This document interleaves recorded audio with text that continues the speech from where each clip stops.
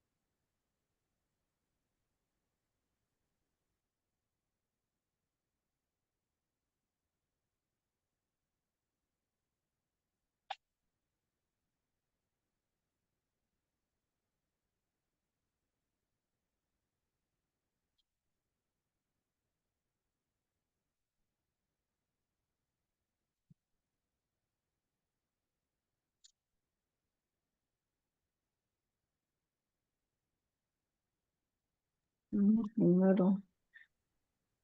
Hello, can you hear me? hi, Hi. how are Hello, you? Hi, we I'm are well. hi, we wandering Cruiser Royals. We are Cruiser Royal, dad and moms. Oh, hello, Cruise How are Royale. you? It's a pleasure. And He my name invited is us in. Anne. My name is Anne Malcolm. I'm one of the writers. Oh, Oh, fantastic. okay. And you also? No, we're a Cruiser Royals. He's a Parents. writer. We're his mother and father. We're his parents. Oh, And he invited us okay. in, so we're just observers. I see. I Yes. wonder, am I in the right one, in the right Zoom link? Yeah, I Um, think you are. That's the one they sent us. We may be early. yes, I was way early because I'm in Thailand right That's now. probably it. And I Oh, got the time difference wrong. But the for the writers, they they have to start at 12:30 Los Angeles time. okay. And Right. yeah, Okay. and I think then the other people come into the meeting. Okay. After. Oh, okay. Okay. Thank Okay. you. So Thank you. yes, all right. So we may just be early. We did not know.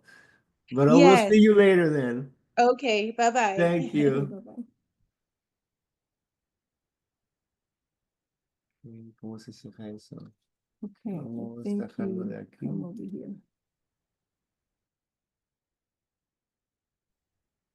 Hi there.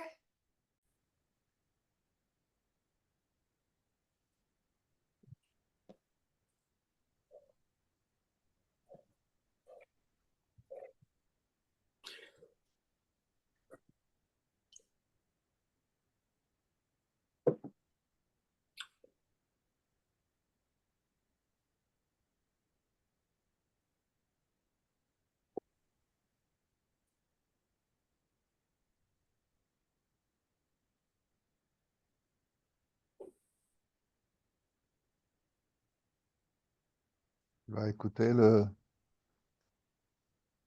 truc de Zoom de Marie-Louise. On ne dit pas de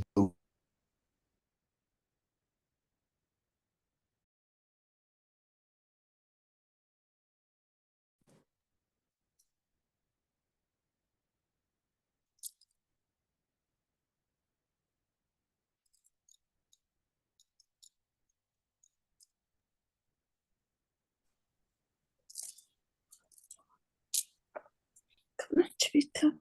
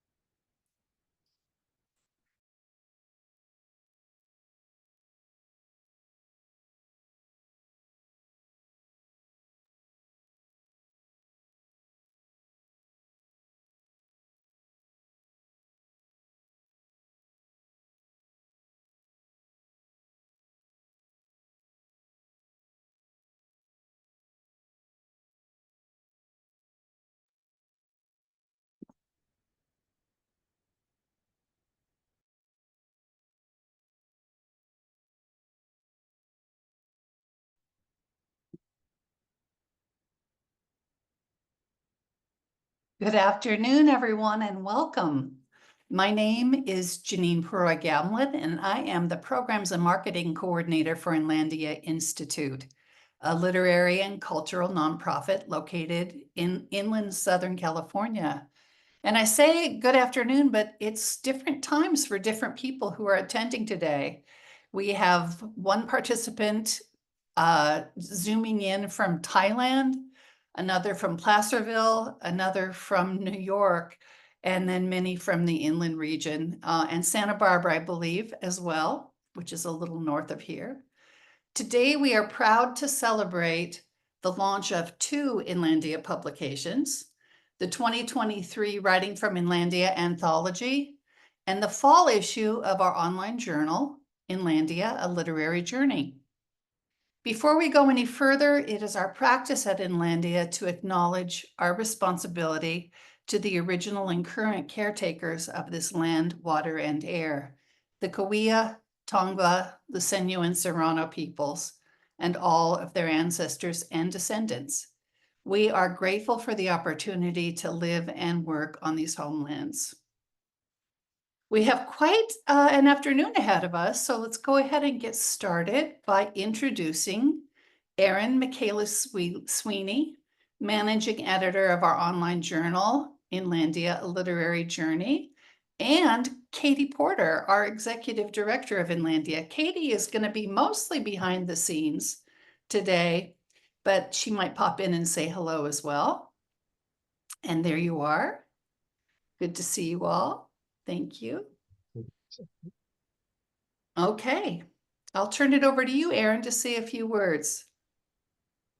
Hello, everybody. Lovely to see you all. And I am excited to do a screen share with you. Here is the cover reveal for the fall issue of Inlandia. This is our fall 2024 volume 15. And this beautiful collage is by visual artist Kathy Bruce. And I wanted to just show you briefly, if you go down to the Go to Contents button, can click through and then be able to see the table of contents where we have lots of information here, as well as the all-important participants today, as well as the rest of the contributors to the fall issue. We have creative nonfiction, fiction, poets, and artists as well. And it was really exciting to work with these writers and artists this time to see how the issue pulls together. It's always a wonderful endeavor for me to collaborate with all of the contributors. You can read a little bit more in my editor's letter about the connections and the pairings and the matchings that arrived this time among all of the contributions. And I just want to thank everyone for coming here today. I will be sharing some direct links to some of the contributors as they're reading, in case you want to take a look at their specific pages. Thank you again. Keep watching the journal website for updates about more and other fun things. They didn't have to leave. Thank you, Erin. Okay, let's carry on here. Thank you for sharing that. We also will have participants representing the Writing from Inlandia anthology. And the editor for that, is our publications coordinator, Laura Villarreal, but she was not able to be here today. Laura and her hardworking team of interns deserve great credit for creating a beautiful hardcover anthology. as well as Mark Givens, our book designer. So thank you. The anthology is available for people who participate in Inlandia workshops and boot camps throughout a calendar year.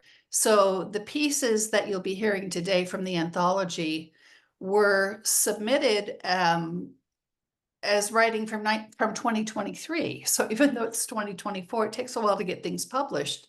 It was people who were enrolled and involved and participated in Inlandia workshops. A few housekeeping notes. We do ask the audience to stay muted and with your videos off, which everybody is doing quite nicely. That makes it easier for us to manage the writers who will be sharing their work. Writers, please stay muted till it's your turn to read, but do keep your videos on or we can't see you, as we mentioned before. The launch is being recorded. You'll be able to see it later on Facebook and Inlandia's YouTube channel, and it's also being live streamed on Facebook. So, oh, one more thing. We do have a 5-minute limit to the readers, so be aware of that. And Katie will be timing, and we've informed everyone and they know, but it's very easy sometimes to lose track of time. So I'm sure it'll go great. I would like to welcome our first presenter, Kara Worrells. Kara Worrells is also known as Kara Worrells Gutierrez, Latina, queer, woman of letters, a dialectical thinker hailing from Kumeyaay land in California, a dual citizen, an in-betweener, also known as K professionally or G personally. Welcome, Kara. Hi everyone, this poem is titled The End. The sky will swallow you whole one day.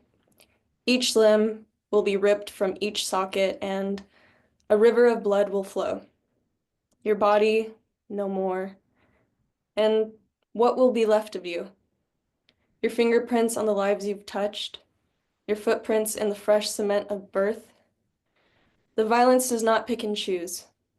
We suffocate, we perish, we break. Whether we are awake or not is luck. Beautiful. Thank Thank you you. so much. Thank you so much. Just lovely.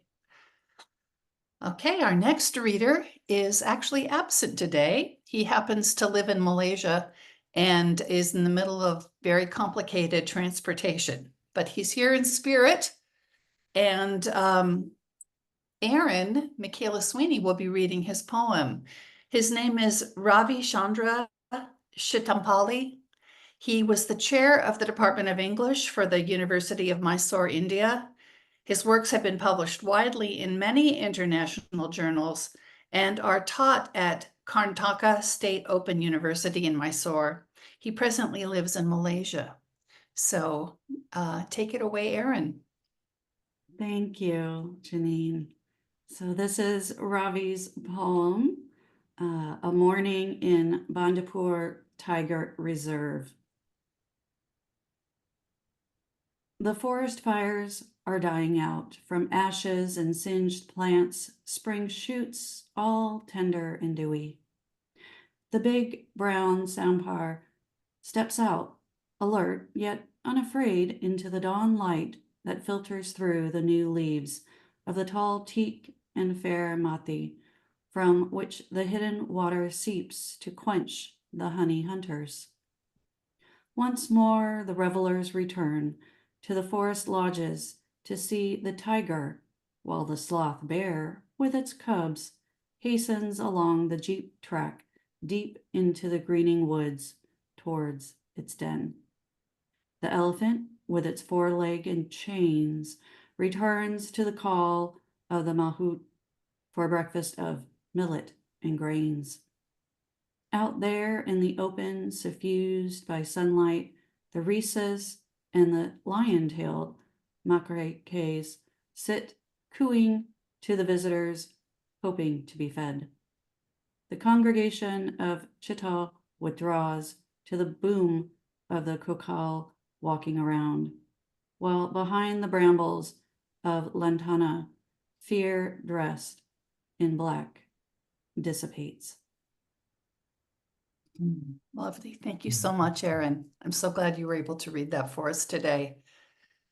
Our next presenter is Anne Malcolm, who contributed to Inlandia Literary Journey, our online journal.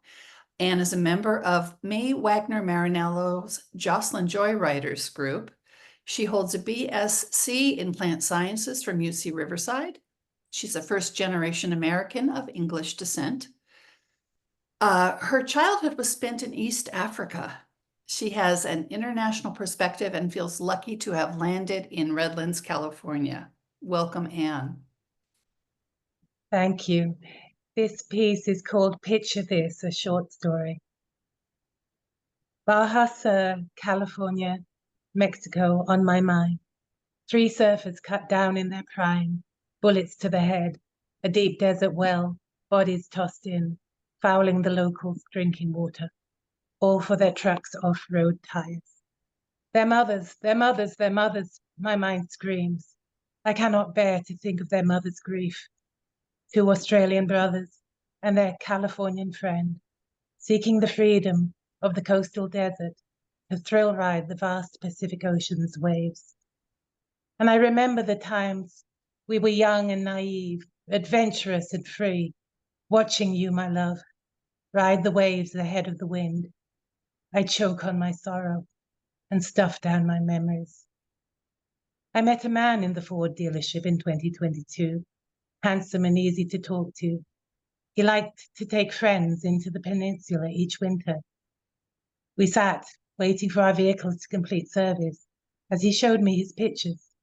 Blue water and sky, white sand, palm-covered cabanas, beach camping, boats and boards. The colors in the pictures made me long for the past. We stayed in touch, but I never jumped in. No longer naive, I took it slow. He met me at the upfitters to add a spare tire in preparation for our expedition that winter. Later, we met for some desert camps. He demonstrated his camp cooking, let my friend and I use his Starlink Wi-Fi. He was good company, but something was amiss. Once I intruded early into his campsite to share some breakfast fare. He was unusually agitated, his face beaded with sweat in the cold morning air. He was packing up fast and unexpectedly. OxyContin or Percocet, I thought. He had injuries from his work. I had seen it before. A decent and proud man, bought low. His father hailed from the west side of the peninsula. As a teen and young man, Baja had been his vacation playground. He knew its people and secret places well. In the late decades of the 20th century, San Tomas had become an internationally storied surf and sailboard mecca, wind and wave seekers congregating each winter from around the world.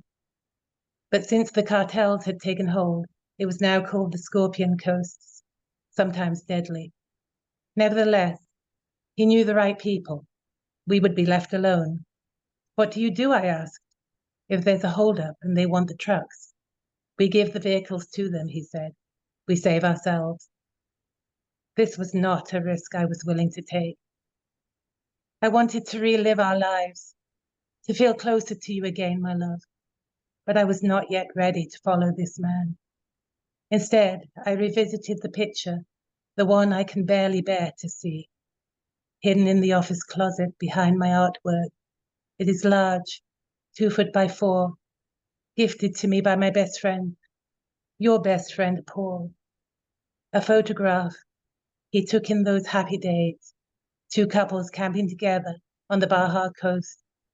He enlarged the photo to wall-hanging size as a memory given with kindness, but it only ever made me cry, as 2 mothers are crying now, a Pacific Ocean apart.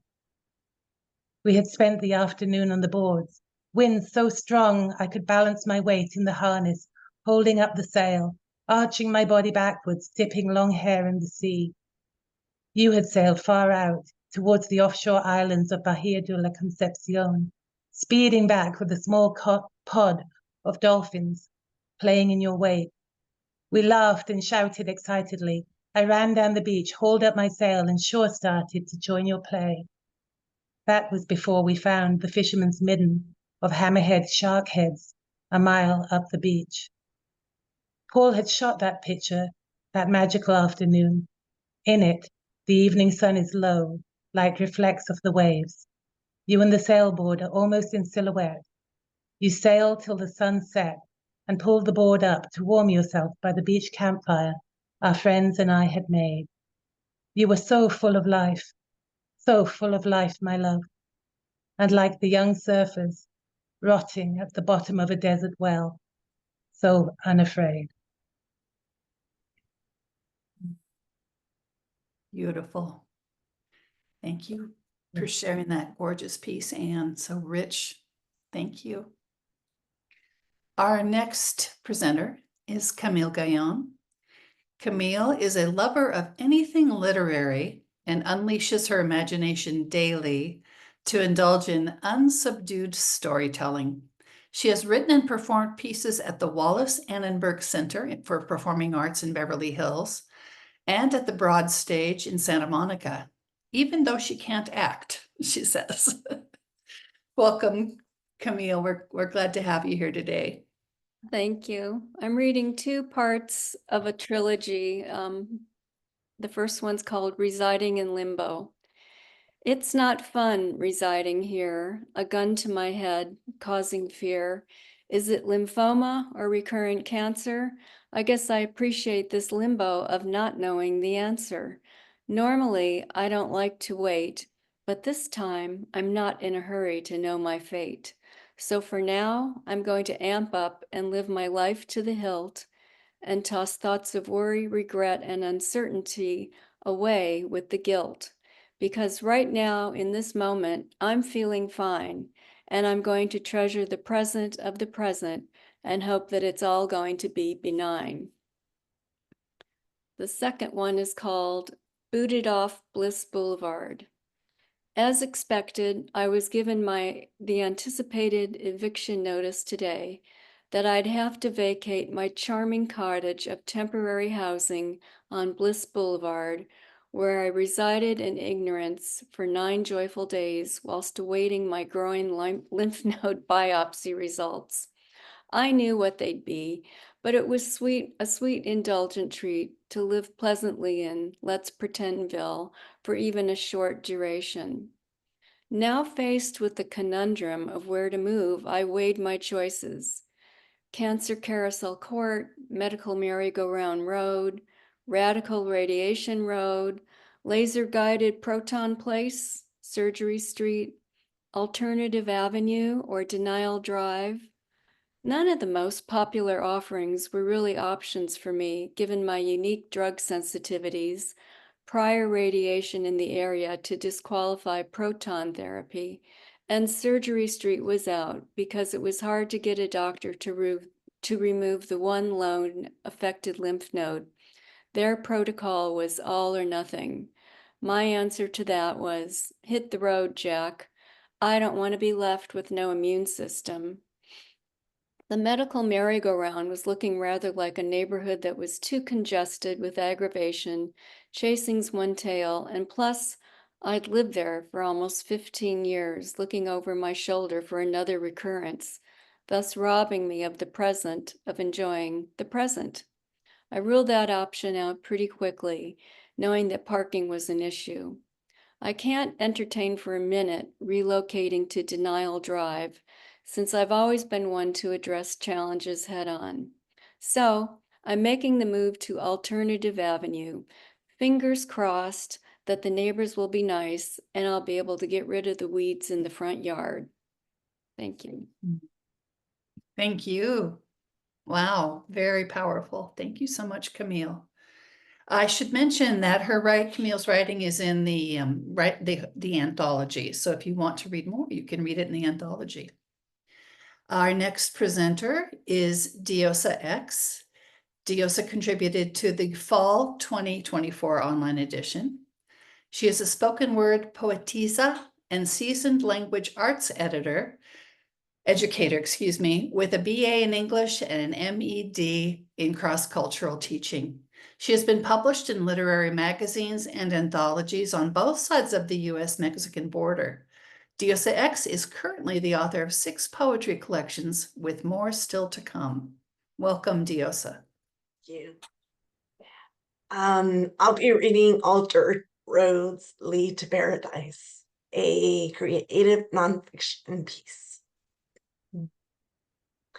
It was the last day of school, right before summer break, and my bags would already be packed.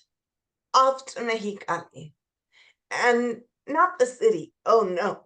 When I talk of the Mexicali of my childhood, I'm referring to a moment and a place where time stood still, where the hustle and bustle of city life did not exist, where the clock's hands seemed to move at the speed of my grandfather's donkey.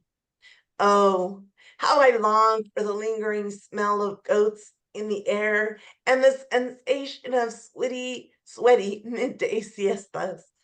Every summer, for who knows how long, I would gladly leave civilization behind and immerse myself in a world nearly forgotten. Every morning, my grandfather, the milkman, would squeeze streams of frothy goat's milk into these tall silver cans, then loaded up these liquid-filled containers onto his charcoal-colored truck. He would then slowly roll away, disappearing behind an endless parade of dust clouds. After that, I don't really recall ever seeing much of my grandfather. My grandmother, on the other hand, she would rise to the sound of Mr. Gallo's call, kee-kee-kee. You might be wondering why Mr. Gallo did not crank out a cock-a-doodle-doo. That is because he was Mexican. Therefore, he could not sing in English, silly. Anyhow, crack of dawn, besides helping Grandpa milk the goats, she'd quickly churn the curds to make quesón and queso fresco and nata. So that by the time Grandpa was ready to make his deliveries, Grandma had already loaded his truck with the different kinds of cheeses as well. Grandma seemed to do everything around the ranch and for the ranch. I remember going with her to the town hall meetings to get all the land grant paperwork in order, and how we took a 2-hour bus ride into the city to set up the utility contracts. Looking back, when those electrical storms rampaged through the desert, electricity seemed but a distant dream. But then again, who needed swamp coolers in the middle of a monsoon? If you know, you know. And if you don't, you'd better thank your lucky stars. So while Grandpa, Mr. Invisible, mastered his disappearing tricks, and my grandma, Mrs. Incredible, conquered the countryside, I reveled in paradise with my quick infused glass of fresh goat's milk. Yuck. But by noon, my daily trip to the shed-turned mini-mart, which included a pack of red Marlboros for my grandmother and a handful of dusty Carlos Quinto chocolate bars for me, made all that morning milk bitterness melt away. By the time dusk arrived, I would make sure I was inside before the coyotes came out. Then, soon after the sun would sink behind the rocky hills, I would gobble down my daily dose of pan dulce, while the coyotes did their best at trying to gobble up Mr. Gallo and friends. Stifling starry nights would bring some relief from the scorching desert sun. Yet I never seemed to mind those cruel summers. There are those who would consider these summer months in Mexicali a living hell, but to me, they equaled perfection. I could have spent every summer riding roller coasters and surfing waves. Instead, I chose to endure these shirt-sticking summers with Mr. Invisible and Mrs. Incredible on a ranch, off some lonely, dusty road. This was a magical place where country and city mingled to form the unforgettable memories that I endearingly called my summer vacations. Thank you.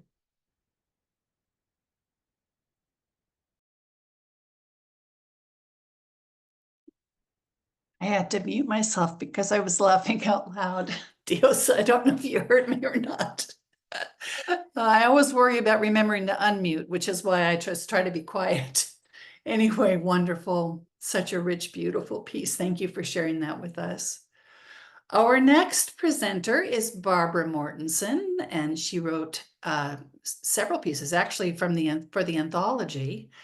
She's going to read a selection or two today.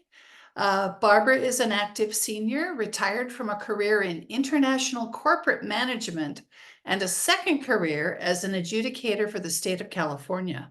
She has served on many charity boards and is an activist for women's and other civil rights. Her love of music led her to be the driving force in bringing the Metropolitan Opera simulcast to the greater Palm Springs area. So cool. Wonderful to have you here today, Barbara. Thank you. Thank you. I'm going to read My Life in Summers. I was asked a simple question. What do you plan to do for the summer? And I was to answer the question in writing. So why then was this such a difficult piece for me to write? Maybe because it conjures up all kinds of memories, going all the way back to my very early childhood, when life in summer seemed so simple. Maybe because when I was 6 years old, swimming in the ocean with my friends came with the admonishment from all of our parents, if you drown, don't come home because I will kill you. That cry still resonates in my ears. Maybe because digging for clams with adult strangers never came with the thought that the strangers would hurt me, but with the knowledge that I wasn't supposed to bring the clams home or eat them because they weren't kosher. Maybe because my first crush was a little 6-year-old boy whose parents wouldn't let me play with him because I was Jewish and he wasn't, and I didn't understand why that mattered. Maybe because Christmas was in December and it was always cold and almost always snowy until I spent Christmases in South America, the Caribbean, Africa, and Australia, where Christmases were in the summertime.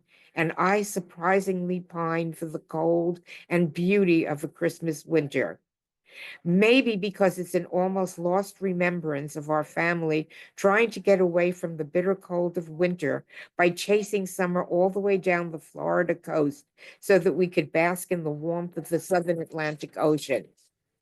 Maybe because the car trip south meant that we had to encounter water fountains and bathrooms and gas pumps and restaurants designated for whites only. And my parents had to explain why those signs were there. Maybe because once I knew and understood, the trip south became sad because none of this made any sense to me. Maybe because I now live in the desert where it is almost always summer, and what I will do during the summer is what I will, for the most part, do in the winter. Maybe because since COVID, going away in the summer isn't as easy or exciting as it used to be. Crowded planes, crowded airports, expensive gas, expensive hotels, expensive babysitters, and boarding for my treasured animals. Maybe because I am too old to be as bold as I was and live up to my dreams. Or maybe because almost all of my summer dreams have come true, and now I am content to stay home in the summer and enjoy my home and one of the many pools in my country club, and maybe visit with friends whom I adore and seem to adore me. Maybe because now it is summer, a new milestone has passed. A new rocket to space was launched without me in it. I am too old and not rich enough to have been one of the selected passengers. Maybe because almost all of the wishes of my life have come to pass except this one dream of mine, to fly into space. So while I swim and sun and relax, I will continue to dream of what could have been my perfect summer, to be launched into space for the ride and summer of my lifetime. Thank you. Wonderful, Barbara. Thank you so much for sharing that. You may have noticed the gentleman sitting next to Barbara. That's Mortensen, her husband. He also contributed to the anthology. Maury is a semi-retired from hotel and resort management occupations. However, since childhood, he is at a penchant for writing what he calls ditties. Give him a subject or information about a person, and in a short time, he will have a rhyming ditty for you, and he will write a cute rhyming poem. And I think that's what we're in for today. Welcome, Maury. Thank you for being here. Thank you. And this is so apropos as we're on Thanksgiving, it might give you some ideas.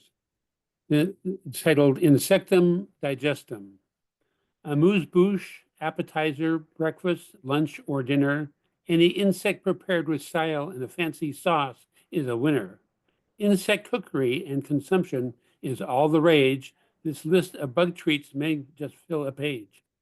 Starters may be moth on melon balls with toast points, or near-dead mantis or termite with moving joints.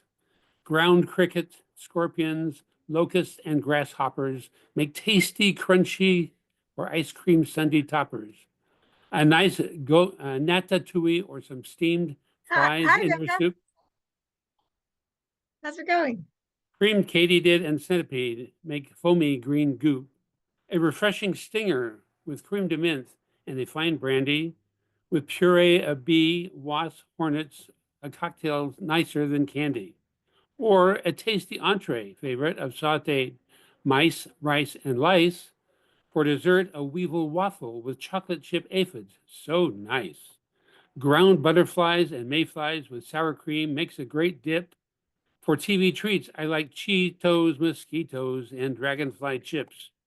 A food truck might exclusively offer a selection of roaches, German, Oriental, brown banded, Suriname, truly roach coaches, sauteed or simmered, smoked, toasted, or in a bake, whole or in pieces, crushed, rendered, or infused in a cake.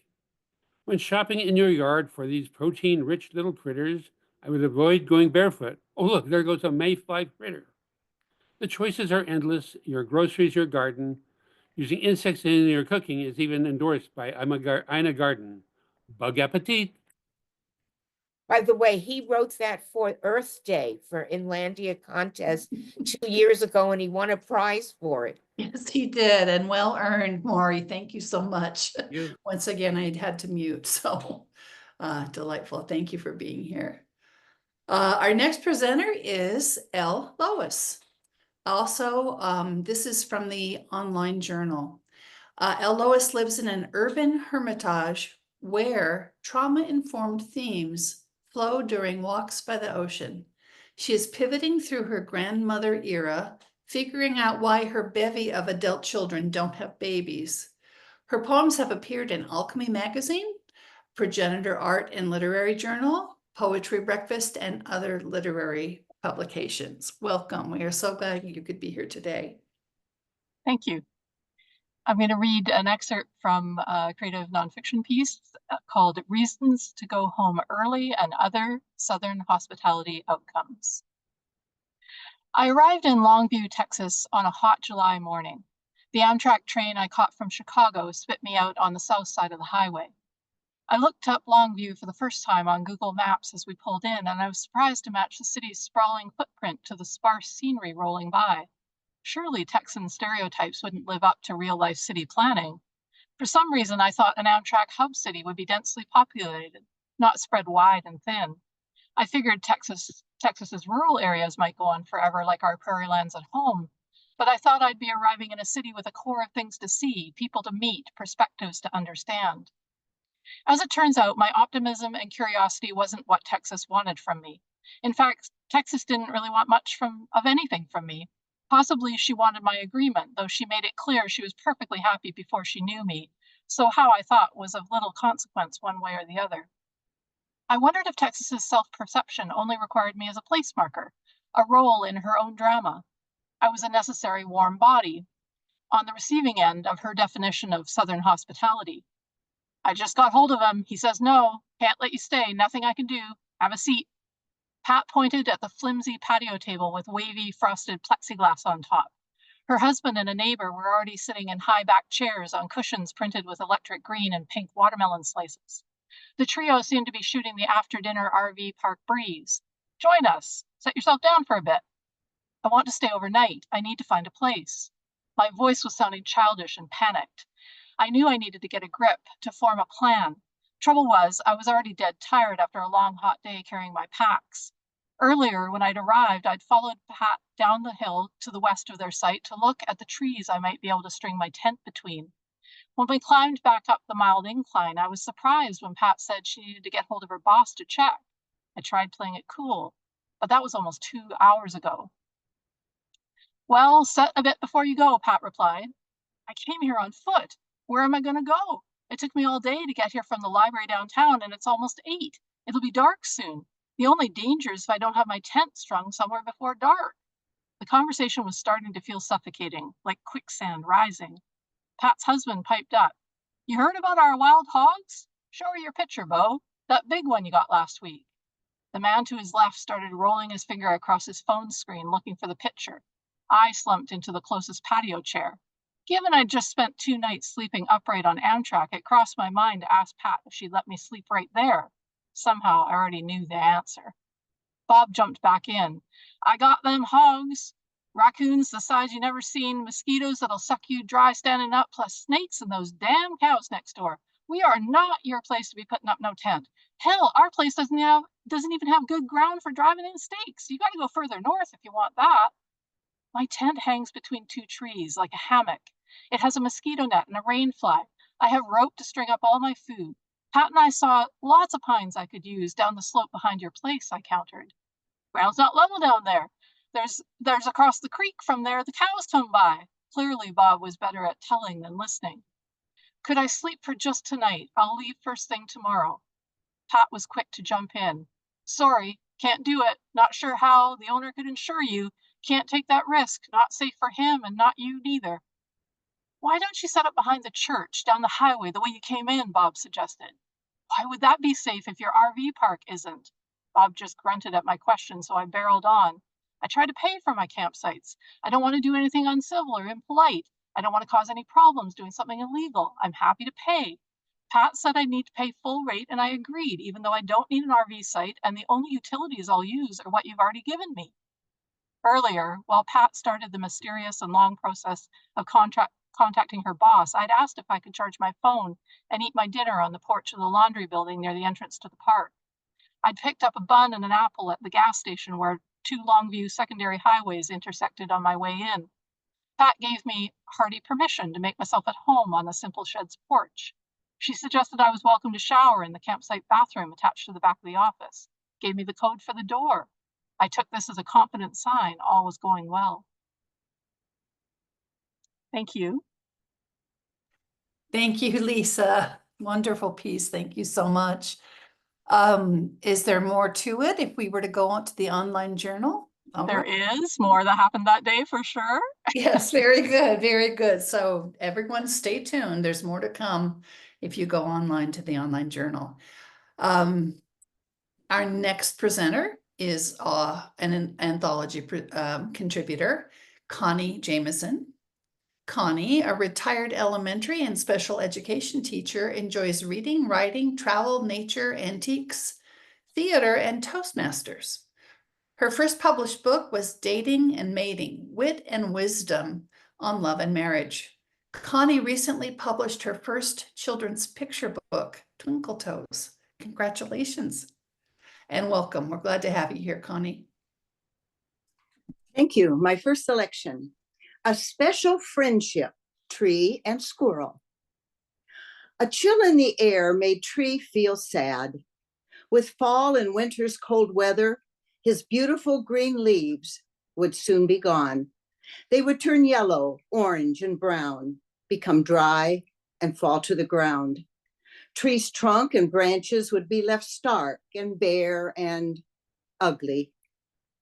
No longer would people come to enjoy and appreciate the shade his leaves provided on hot, sunny days. Tree would miss the children playing beneath his branches and all the families and friends having picnics. The fun of having a bird nest in his branches, the laying and hatching of eggs, noisy little babies' hungry calls, busy parents traveling to and fro to provide food. These activities had ended. Those little baby birds grew up and flew away. That unneeded, unused nest became weathered and wasted away and was now gone from his branches. Hey, what's wrong? Someone had noticed, Tree looking sad and forlorn. Oh, it was that new squirrel he had seen running around the park recently. Well, hello, little fellow. Sorry, I've been thinking about the months that lie ahead. I dread standing here with my bare branches feeling useless and forgotten. Look at those evergreen trees out there in the distance. I wish I could be more like them. They are green and beautiful all year long. Me, I know I'll just be plain and ugly in the months ahead. Whoa now, Mr. Tree, listen to me. I'm new in your park, but I've seen trees like you other places. You will not look ugly in the winter months. Actually, without your leaves, people will see your strong, stately trunk and beautiful designs of your branches. When snow or ice covers your branches, they are even more striking. You help make those days ahead a winter wonderland. People will come to admire you. I also think you are more interesting. Trees such as you can have new leaf buds, blossoms, fruits, fall leaves. These all provide so many different colors to enjoy. Evergreen trees, well, that's what they are. Evergreen, all year round. Same old, same old. Another thing, Mr. Tree, you are not useless, at least not to me. When dogs are chasing and scaring me, you provide a safe place to escape, whether you have leaves or not. Also, I appreciate that handy little hole hideaway up there in your trunk. That's where I've hidden some nuts to provide food for when it's hard to find. You are really a good friend to me, Mr. Tree. Oh, Squirrel, you are my special friend too. You are helping me to see the good, the positives about just being me and to appreciate all the times of the year. I am so glad you are living here in my park. Thank you, Squirrel. And my second selection is called Time to Rhyme. Hey, want to try your hand at poetry? Seriously, you're asking me? Oh, it's a great class. Instructor's the best. Oh, come on now. Surely you jest. I'll tell you all about it. Let's have a chat. Poetry? Let me tell you, I never do that. Listen, I know your writing is really quite clever. Maybe so, but me worry about rhymes, never. At the end of each line, just put a rhyming word. Personally now, I find that quite absurd. You don't have to worry. They don't give a grade. No, I wouldn't do it even if I got paid. Ah, do I sense that you might have a little fear? I'm not afraid. Let me make that perfectly clear. Or maybe you're just a little lazy. No, I think rhyming is just plain crazy. Come on, old pal, do it with me. No, my friend, that will never be. Give it a try. I'd rather die. So, no. That's it. And there you have it. Thank you very, very much, Connie. Now, are those going to be future children's picture books by chance? Maybe. Delightful. We really appreciate them and you. Thank you for being here. Our next presenter is Deborah Navarez Vivolo contributed from the anthology. Deborah is a Chicana who was born and raised in East Los Angeles, a UCLA graduate, mother of 3 adult sons, and a breast cancer survivor. She resides in California's Sierra foothills, serves the community as a psychotherapist, and is currently writing a family memoir. We're so glad you could join us today, Deborah. Thank you for being here. Thank you very much. Hello, everyone. My story is Berry Pie.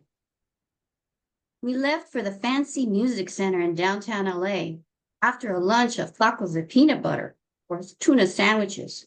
Grandma Sarah let us choose. Then we all piled into Grandpa Shorty's chocolate brown Dodge Dart.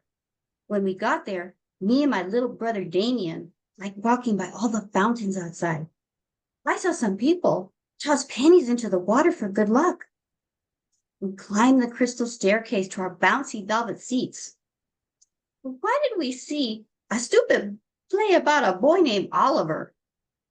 Boring. What's an artful dodger? Since the bathroom lines were long, Mom told us to wait. Only now we're not back at Grandma's. Grandpa Shorty drove us on the Pomona freeway past East LA, and we got off near a golf course named after a cannon.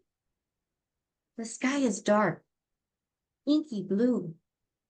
I see no stars. Only in Big Bear, Denise and Damien with the Cub Scouts see stars.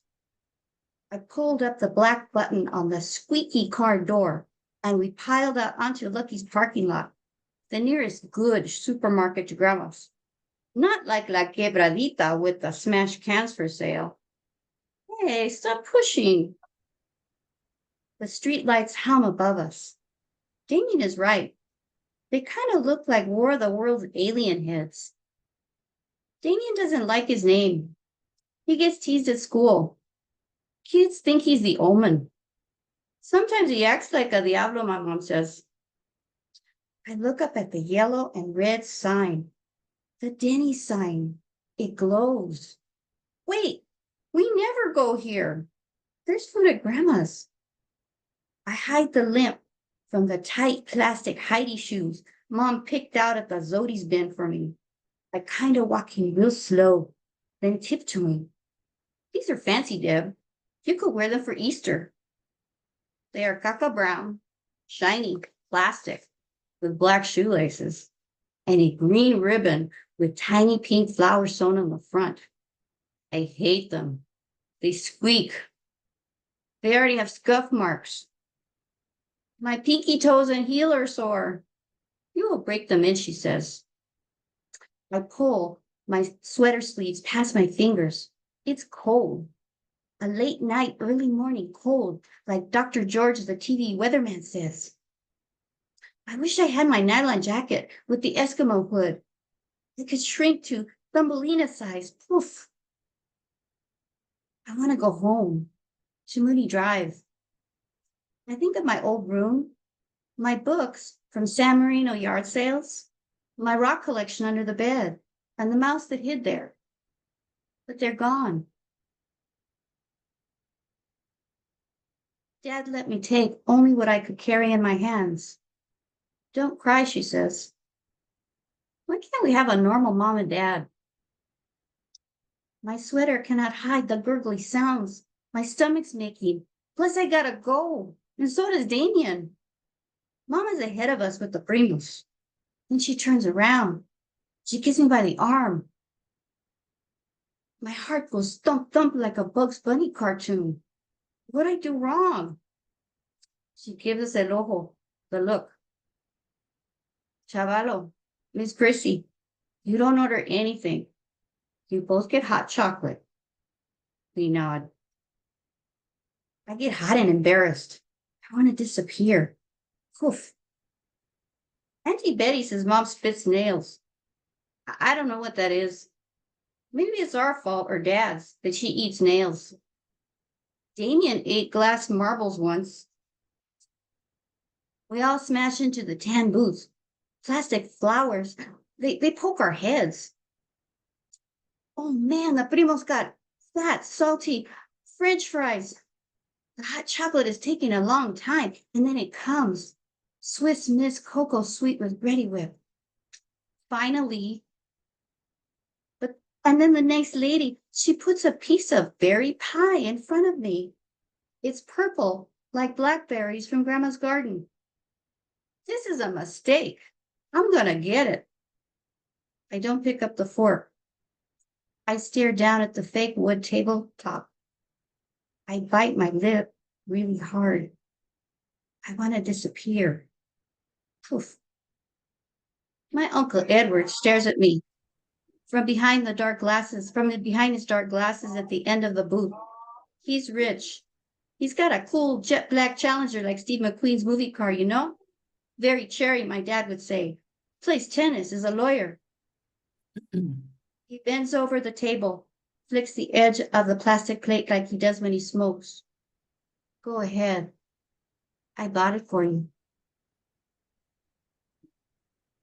Thank you. Wow, thank you so much, Deborah. Excuse me, I'm glad you were here to share this beautiful story. Look forward to your memoir. Our next presenter is a contributor to the online journal, Stephanie Barbe-Hammer. Stephanie is a 7-time Pushcart Prize nominee in fiction, poetry, and nonfiction. Her most recent novel, Journey to Merveilleux City, was a finalist for the 2023 Forward Indie Book Award. She and her husband, the writer Larry Barrett, are currently blogging about their lying grandfather, such a fascinating project, and working on a mystery novel. Welcome, Stephanie. We're so glad to have you here today. Thank you so much, Janine. Hi, everybody. This is My Dream Landlord. My dream landlord is a French woman. She is Jewish, but does not make a big deal out of it. She can be hard to reach, so when I see her in my dreams, I always have a lot of questions. What shall I do with the garbage is my #1 concern because I always have a lot of refuse, mostly rough drafts of my dissertation in newspapers, so not stinky or messy exactly, but still a sign of a certain level of disorder and neglect, which my dream landlord will not abide. She has high standards. My second question is, what happened to my car that was left in the garage last night? It tends to disappear. Finally, and most crucially, which apartment building am I living in? My dream landlord owns buildings in France usually, Paris or Montpellier, or in Geneva, Switzerland. The apartment building itself is various. Sometimes it's quite small, a 4-floor walk up, and other times it's as big as a hotel. This dream morning, for example, I leave my apartment, which is filled this time not only with newspaper, but also with suitcases, because I'm going back home to the States, presumably, which would explain my melancholy. I walk out into a huge hall and descend a wide carpeted staircase with a gold banister as crowds of people literally stream out of the place, all going to the university because I think we are all students. This dream morning, my roommate has already packed and departed, leaving a few blood red suitcases and dust and debris all over. Why have I gotten stuck with the final cleanup? My dream landlord is quite strict about leaving a mess, so I inquire after her at the ornate breakfast that the building serves.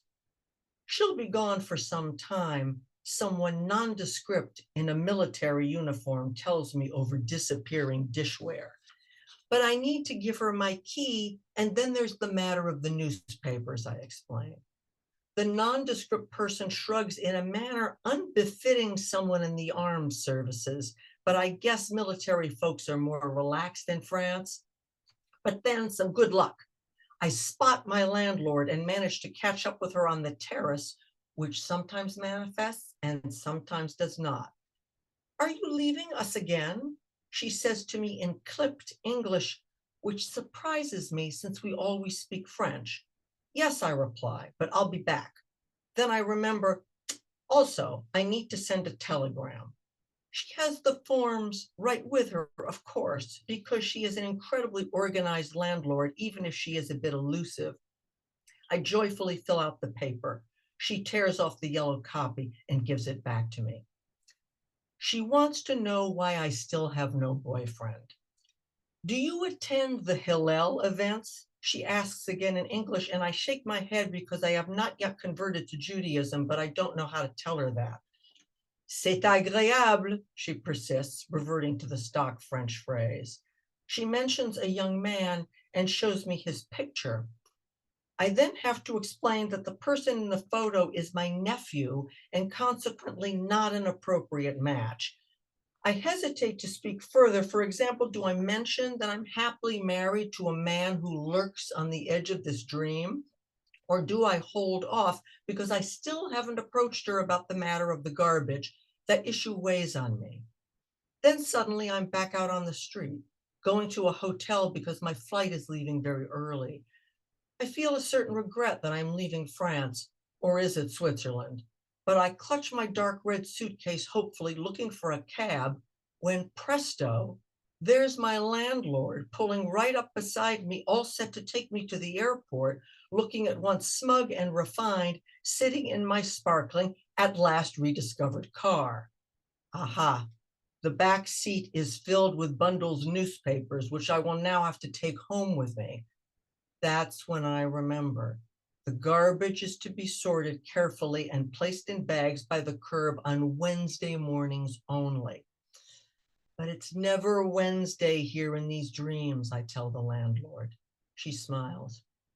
No, that is why you must always return to seek me out, so that I can be for a moment the object of admiration, the star even, of your somewhat provincial, but still quite charming American dream.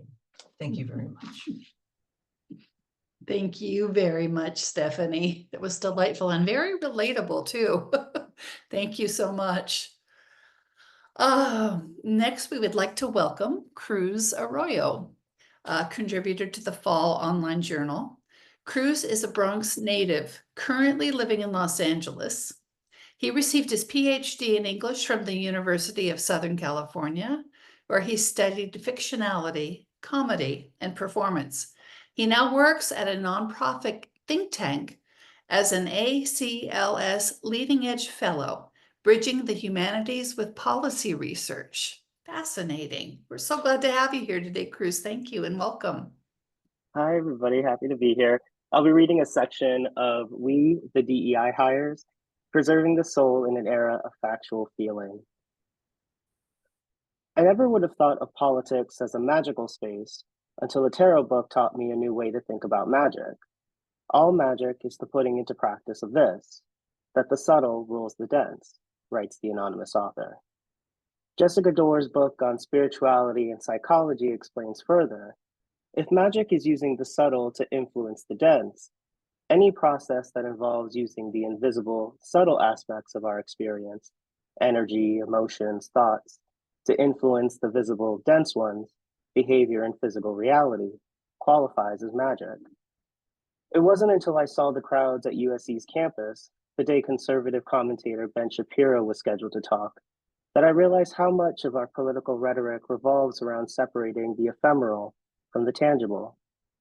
Facts over feelings slapped on hats and t-shirts throughout the crowd reminded me that collectively we aspire to objective truth, the idyllic condition near static, where we can draw firm boundaries around reality and insulate our decision-making from the invisible, emotional forces that threaten to taint our data-driven precision. But as the humanities teach us, there is no right answer to culture, only inventive ways to play in its ambivalence and learn, one epistemic shift at a time, how we all make and unmake one another. Perhaps it's time we come to terms, either individually or collectively, that we are in an era of factual feeling, that the subtle and unspoken lies and half-truths have ossified into a real sense of the world. Despite our best efforts, the cultural pendulum has swung in the inverse, where our allegiances, beliefs, and stubbornness now determine the facts surrounding modern debates, the safety of children at drag queen story times, the suspicion of fraud in the 2020 election, the size of the crowd at Trump's inauguration. Invisible biases haunt and possess our ability to absorb evidence. This proximity between fact and feeling, the subtle and dense, has seemingly evolved into a total eclipse, an imbricated matrix of history and fiction. In its most nascent form, high school children refute the qualifications listed on a classmate's resume to undercut their admission success. At its most insidious, anti-vaxxers bellow their COVID hoax theories over the nearly 2.5 million American corpses that succumbed to the virus. It seems fitting then that President Biden invokes the magical and religious to alert us of our new bifurcating reality. The battle for the soul of our nation rings as a slogan throughout his term. For Biden, the soul of America is defined by the sacred proposition that all are created equal in the image of God, that all are entitled to be treated with decency, dignity, and respect. These tenets or values, however imperfectly, built the scaffolding for the country, faith into laws, and laws into structure. And yet we must remember what these factual feelings do to us, we who remain on the receiving end of these denigrating catchphrases. The racial specter finds its vessel in words, and as Maya Angelou reminds us, words are things. You must be careful about the words you use. They get on the walls, in your rugs, in your upholstery, in your clothes, and finally, into you. To be called a DEI hire or diversity pick, anchor baby, thug, or illegal, is to stomach and metabolize politically acceptable slurs into our psyches. We must somehow maintain a grip on our narratives while parsing out the injections of self-doubt and blatant condescension. They cast these words on us like spells, incantations that would do far more than belittle with microaggression. They slowly corrode the soul itself. Black study scholars have offered an entire archive of theoretical frameworks to map this psycho-spiritual torment. Yet we've allowed the specter to rewrite it all, truncate knowledge in 3 letters, CRT, and discard it into the footnotes of the white book. The sticks and stones nursery rhyme is cute until you realize that bones heal, spirits do not. There is no ward to protect us. No academic degree or political prestige earned can liberate us from this everlasting psychic onslaught that would circumscribe our very sense of self. Thank you for listening. Thank you for sharing that, Cruz, and for thinking it through in such beautiful, rich layers for us. Just great to have you here today. You make me once again appreciative of our online journal that has such a wide reach and a wide net to pull in so many interesting and diverse and enriching experiences from other writers around our region, but also far beyond. So thank you for being here, and all of you for being here today. Our next 2 readers come together in the screen as Natalie Champion and her husband Rick Champion. They hail from San Francisco, and they are both anthology contributors. Natalie participated in the Chronology Land workshop. She is a poet and kindergarten teacher. It helps to have poetry with kindergarten teaching, doesn't it, Natalie? I used to teach kindergarten too. She is from the Inland Empire, but lives in San Francisco with her husband, Rick, and cat Milo Morris. Welcome, Natalie. I'll let you go ahead and start reading your piece first.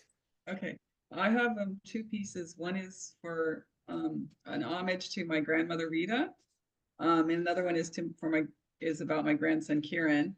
And my grandmother was the great grandmother of Kieran, my grandson. Okay, so the first one is Ode to Grandma Rita.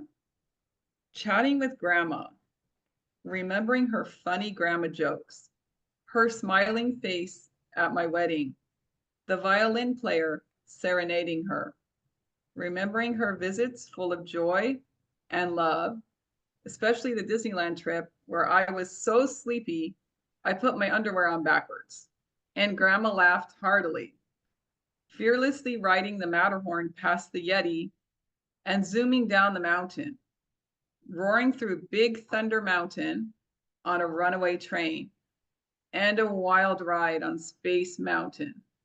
Her boundless energy and joy, playing Scrabble, and Grandma always won.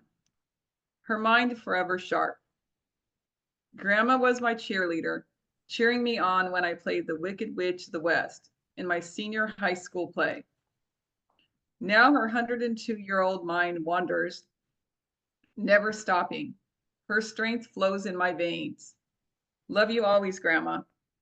Your beloved granddaughter, Natalie. And the next one is called Grandma Vibes. It's about my grandson, Kieran.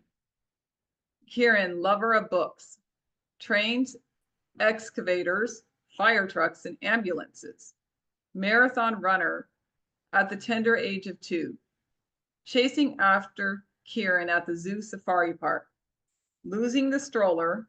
Natasha says, Mama, you left the stroller. I say, but I caught up with Kieran. I see me and Kieran. I see Natasha and Kieran. But Kieran is the bravest, riding a mare called Wendy for his 2nd birthday, devouring melty cheese pizza and vanilla cake with creamy turquoise frosting, surrounded by family, enveloped in their warm embraces. But Grandma's hug is the best. Counting the days until the next visit. Being a grandma is the best. Love you always, Kieran. Love, Grandma. And that's it. Thank you so much, Natalie. Wonderful pieces. We're so glad you could be here. And Rick, I saw you around the edge of the screen. There you are. Let you scoot in there while I do your introduction. Rick self-publishes a zine known as Natalie's Zine, which is described as a San Francisco home for artists and writers. Included in the zine are stories and poems, as well as drawings, photography, and murals by street artists. The youngest contributor is 7 years old. The oldest contributor is 91. Thank you for being here, Rick. Welcome. Well, thank you. Quixote. Sancho insisted, Sire, those are windmills, of which we have many in La Mancha. You well know that the peasant plows and sows, seeds sprout with the warmth of the sun, harvest comes, the miller grinds, and the cook bakes, then we eat. Don Quixote had a different view. The untrained eye sees a windmill.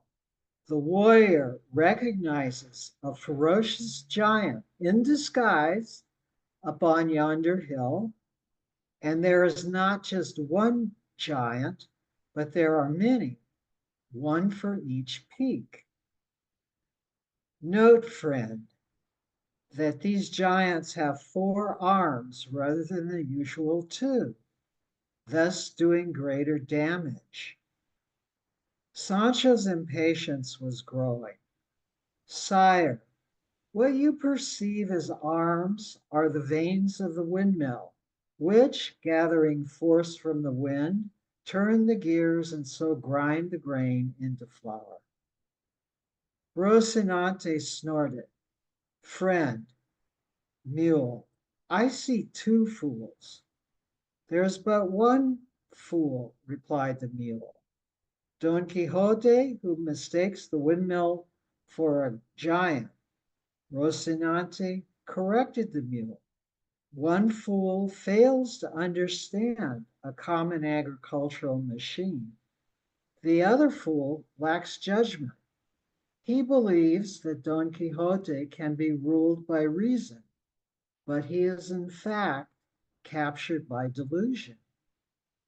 The knight urgently demanded, Friend Sancho, strap on to me my buckler, helmet, and gauntlet. Arm me with spear and mace. Prepare Rocinante for battle. Arm yourself. Forget not to protect your breast with steel. Sancho asked, why this harebrained fantasy of doing battle with giants? Don Quixote answered, Would you want a troop of giants to conquer our homeland of La Mancha? Recall that Toboso, the abode of my lady Dulcinea, is nearby. Might not a ferocious giant breach the walls of her town to carry her away as a lovely captive?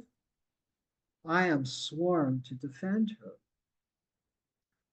The giants may have fearful hair and beard, hungry mouths and burning eyes, but be not cowardly. Attack. Rocinante reared her hind legs, saying, I am hungry, tired, thirsty, and on the edge of sunstroke. As the famous Spanish dramatist Garcia Lorca writes in La Casa de Bernarda Alba, the sun falls like hot lead. Rocinante neighed with disgust. The mule was mystified. Hot lead, are you literate? Ass, replied Rocinante. Just because I can read is no reason for you to be jealous.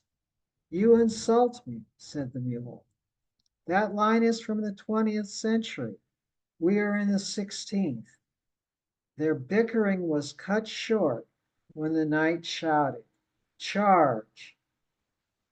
As the attack began, the giants flashed their arms, flailed their arms. The wind began to stir. The mule complained, I'm tired of running with one of excessive girth on my back. And I, rejoined Rocinante, tire of the skinny one who insists on wearing steel. The same thought occurred to both animals. On the count of three, Sancho and the knight crashed to earth with the clang of steel. The mule asked, should we leave them? Rocinante considered. Such bravery, even though foolish, merits loyalty. We stay. The mule sniffed. I smell water and fresh grass. We graze until they recover. Don Quixote ate. Friend Sancho, I see stars. Next time we bring a regiment. Rocinante was certain there would be no next time. Thank you so much, Rick. Now, there's more to that piece, isn't there? No, this is finished. You finished it. All right. Very good. Thank you. I was going to advise people to consult the anthology for more. Yes, we'll consult the anthology. It has pictures. Yes, very good. Thank you so much for reading today. Okay, we have 3 more presenters in the queue, and we'll wrap up our afternoon with those 3. The next presenter is from the anthology. It's Rose Y. Monhay. Rose has facilitated the memoir group at the Janet Goski Center since 2009. She believes that writing a memoir is therapeutic and healing for the writer and educational and inspirational for the reader. Her memoir honors her parents' devotion to their children. She advocates social justice, diversity, and inclusion in the community. Welcome, Rose. So good to see you. Thank you. I'm going to read a few of the paragraphs from my story entitled, So Many Unanswered Questions. It happens regularly to me. I begin writing a new memoir with a single focus. Suddenly, I'm spiraling into a deep emotional vortex, replete with bittersweet collateral memories. This is one of these stories. My plan is to write about my only grandparent and my namesake, Nanda Rosa. However, thinking about her takes me to my cultural background, the possible origin of my surname, and regrets of not having a relationship with my extended Monje family. I have so many unanswered questions. I hear heartfelt stories about grandparents from my schoolmates. They describe loving celebrations vacations, and heartfelt memories with plenty of hugs. I'm a tad envious, as Nana Rosa, Dad's mom, is my only grandparent. My paternal grandfather, Tata Antonio, dies when I'm a toddler, and I have no memory of him. Mom is an orphan at an early age. Growing up and even into my adulthood, I know little about Nana. A few tidbits of information surfaces haphazardly over the years. Dad mentions that Nana grew up in Sonora, Mexico, the land of the indigenous tribe, the Yaquis. The Yaqui connection intrigues me. To go to the internet, I learned that the Yaquis endure centuries of pain and suffering protecting their native land.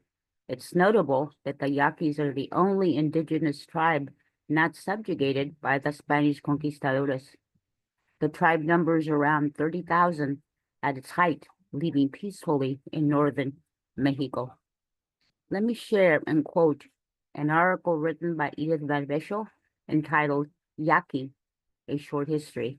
Quote, at the turn of the century, the Mexican government offers the land to foreign investors in hopes of colonizing the sparse, fertile northern states.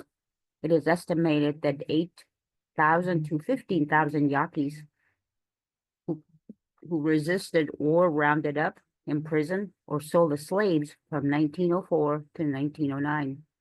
Many would die within the first year due to the climate and the inhumane working conditions. Some went into hiding or fled to Arizona. The bloody Civil War raged for years, and each time the government was met with Yaqui resistance. In 1939, Presidente Cárdenas granted the Yaqui tribe official recognition and title to their native land. End of quote. I can only imagine the perspective my Nana has during this time period as she was born in 1898. How did her family survive the Civil War that raged in their homeland during these turbulent times? I will never know. Thank you. Thank you so much, Rose. Wow. Such a rich history. I'm glad you shared that with us. Our penultimate reader this afternoon is Robin Longfield. Robin is a contributor to the anthology, and she began writing poetry almost as soon as she learned to put a pencil on paper. Her work has appeared in several journals and anthologies. She is grateful for the support of her family and friends. She still believes in magic, possibilities, and adventures. Welcome, Robin. We're glad to have you. Thank you. Elegy written in an upstairs room while listening to the band. 1. Richard Manuel's voice, ethereal, through the white Bose speaker. All things lost are found with you. What did he find at that well? Despair or something deeper? All love is a transition, from there to here to nowhere. Its energy immortal, immutable, but beware of seeking truth or visions in that brilliant, burning light. Some will emerge triumphantly, while others just burn bright. Burn bright, but not as diamonds, but opals, their fire encased, forever trapped, forever, burning at the horizon, a sunset never erased. By time or by discovery of all that once was lost. Was this true for you, Richard? Too delicate for beauty's fire or oblivious of its cost? What called to you that night in Winter Park? Was it whispering pines through curtains, your voice, a Sharon's boat into the dark? 2. Oceano drowned in the rains of December. Homes taken to the sea, returned as found objects, delicate broken remnants, tangled in seaweed. The dunes collapsed on themselves, washed away, stables gone, horses evacuated, People evacuated. Trailers moved to higher ground. 3. Higher ground is what I sought for you. Beautiful departed child of mine. I wanted to love away all that was lost within you before the flood that carried you from all horizons wept at its hideous duty. I wanted to be a star, letting in light into your endless night. I wanted to be a wave that could smooth away your brokenness, the way the ocean smooths broken bottles into sea glass, leaves flecks of gold around scallop shells. I wanted to see beauty in what was left at low tide, beauty in what was left. I wanted to be your mother. 4. Your leaving was another transition, love's labor lost forever. Time sweetens harmonies. Weary voices singed with bourbon and smoke testify universal truths. Who is that I hear singing with you? Any day now, I shall be released. The white bow speaker, prescient and present, its litany of losses floats like falling leaves. A white candle burns bright tonight, bright for you, dear dead Richard, dear Mia, the white candle burning bright on this dark December night. Thank you. Wow, thank you so much, Robin. Really beautiful. Thank you. Thank you. All right, everyone. We are coming to the wrap up of our program today with an online edition contributor, Don Hogel. Don has published over 100 poems in almost 60 journals in the US, UK, and Ireland. He won first prize in the 2023 Open Poetry Competition of the National Association of Writers and Groups in the UK, UK, Madagascar, a chapbook, and was published in sorry, I botched that entire sentence. Madagascar, a chapbook, was published in 2020. There we go. He lives happily in Manhattan, and we're so glad you could be here today, Don. Welcome. Thank you, Janine. I'm delighted to be here. And I think I probably speak for everybody to say thank you to Janine and Aaron for shepherding our work through to publication and setting up such a great opportunity to share it with each other and with our guests. It's most appreciated. I'm going to read 2 poems from the 3 that are published in the fall issue. And the first one is called Eastern Standard. That summer, we bought only French butter, insisting it was superior.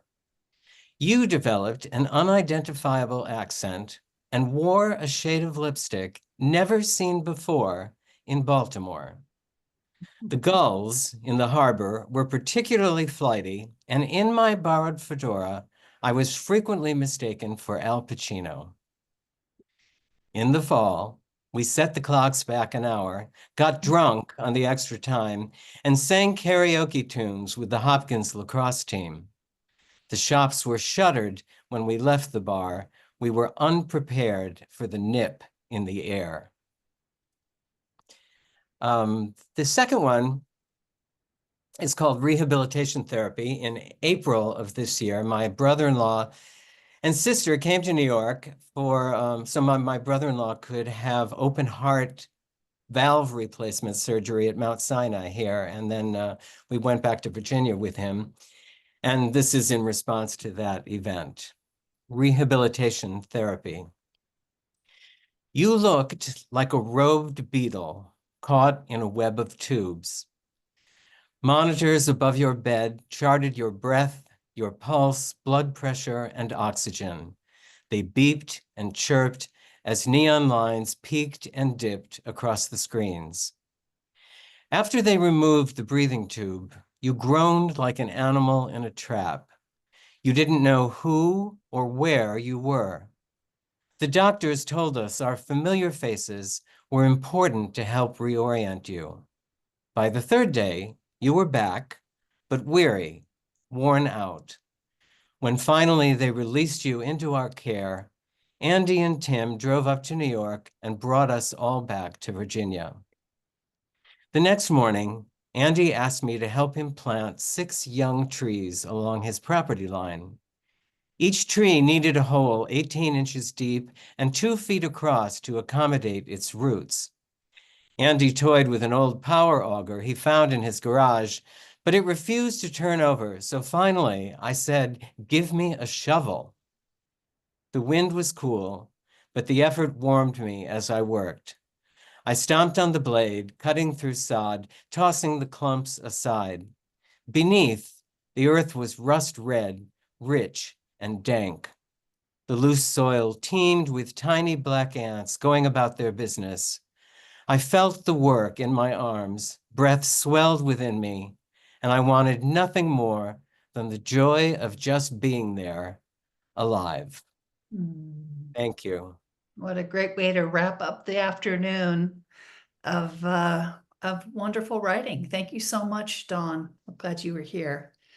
Thank you, everyone, for making such a beautiful experience for us. I love just getting lost in the writing and seeing into who you are as individuals, your thoughts and ideas, and the richness you bring to the world. So we are grateful for you, grateful to you for being here. And I want to mention a couple of things. Well, 3. One of them is just check out inlandiainstitute.org. We have all kinds of events coming up. Some of you live too far away to attend them, but some of you are nearby. Actually, we're just kind of wrapping up the years. We'll have more in January. I should be clearer about that. We have workshops starting in January if you would like to join an Inlandia writing workshop. And we have a wonderful poetry workshop, Poetry 14, Back to Basics with, I'm looking for you in my lineup up there, Stephanie Barbe-Hammer, who was with us today as a writer and presenter. So there you are, Stephanie. Give a little wave there so we can see you. So you can find all that and more on the inlandiainstitute.org website. So Katie, what do you think? Let's get a group picture if we can. Unspotlight Sure. me. Let's do that. If you all don't Okay. mind. I'll give a 1, 2, 3 so we can compose our faces. Ready? All right. 1, 2, 3. Yay! All right, we did it. Another successful launch weekend for Writing from Inlandia 2023 edition and Inlandia, a literary journey. Thanks to all for being here, and we hope to see you again next year. Okay. Thank Bye-bye. you. Thank you. Bye. Thank you. Thank Thank you you. all. Thank you all. Happy Thanksgiving to everybody. You too, Yeah. Barbara. And Thank to you. you.